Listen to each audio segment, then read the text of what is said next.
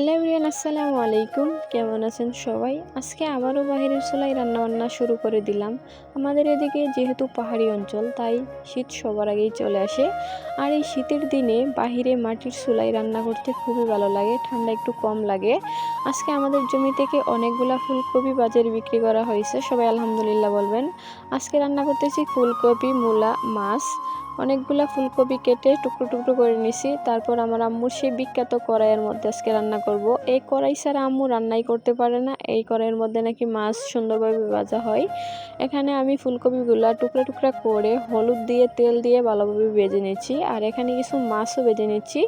এগুলো এখন ভালোভাবে মশলা দিয়ে কষিয়ে তারপর একটু ঝোল দিয়ে কিছুক্ষণ রেখে রাখবো। তারপর আমার তরকারি হয়ে যাবে।